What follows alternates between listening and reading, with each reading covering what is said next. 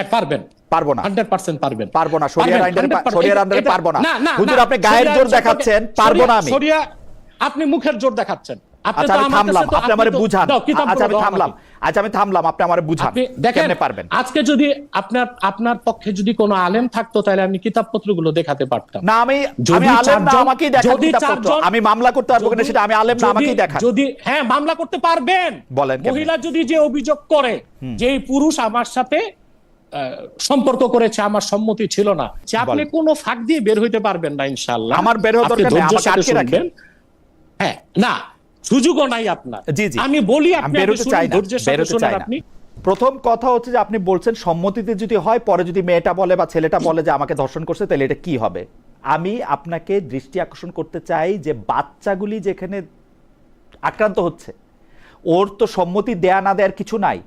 কিন্তু আপনি যদি এখন আমার প্রশ্নটা শেষ করতে দেন, ওই আইনে বিচার করতে যান, আপনি 4 জন প্রত্যক্ষদর্শী পাবেন যে এই বাচ্চাটার প্রতি বলাৎকার করা হচ্ছে, ও দাঁড়া দাঁড়া দেখছে, এরকম 4 জন।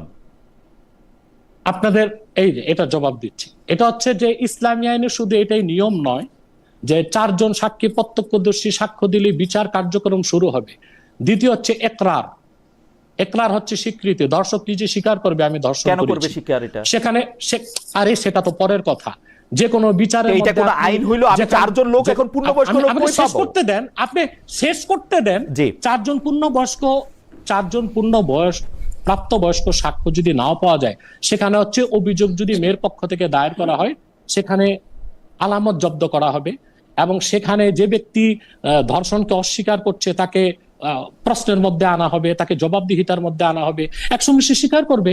প্রচলিত আইনও তো আপনি দেখতে পাচ্ছেন, শুধু ডিএনএ টেস্টের উপর নির্ভর করে বিচার হচ্ছে না, আলামত নেওয়া হচ্ছে, সাক্ষ্য গ্রহণ করা হচ্ছে, সাক্ষ্য বারবার নেওয়া হবে, তার কথায় অসংলগ্নতা আসবে, তারপর তার উপর শাস্তি প্রয়োগ হবে, হয় হদ হবে নয় তাজির হবে। 4 জন পূর্ণবয়স্ক লোকটা থাকলে আমি মামলাটা করতে পারবো? হ্যাঁ পারবেন। পারবো না, 100% পারবেন। পারবো না, শরিয়ার আন্ডারে পারবো না। হুজুর আপনি গায়ের জোর দেখাচ্ছেন, পারবো না আমি। আপনি মুখের জোর দেখাচ্ছেন। শরিয়া আইন সম্পর্কে আপনার পুরোপুরি ধারণাটা নাই বলেই আপনি বুঝতে চাচ্ছেন না। হদ প্রয়োগের জন্য প্রত্যক্ষদর্শী 4 জন সাক্ষ্য লাগবে। দেখেন হুজুর, এগুলি কিন্তু খুবই বাজে ধরনের কথা। সরি, আমি ভেরি সরি। আপনি প্রথমেই বলতেছেন শরিয়া আইন সম্পর্কে আপনার কোনো ধারণা নাই বলে আপনি বলতেছেন। আরে ভাই, আমি তো শরিয়া থেকেই আপনাকে জিজ্ঞেস করতেছি যে আপনি শরিয়া দিয়ে আমারে বলেন যে এটার মধ্যে আর কি প্রমাণ দেখাবে।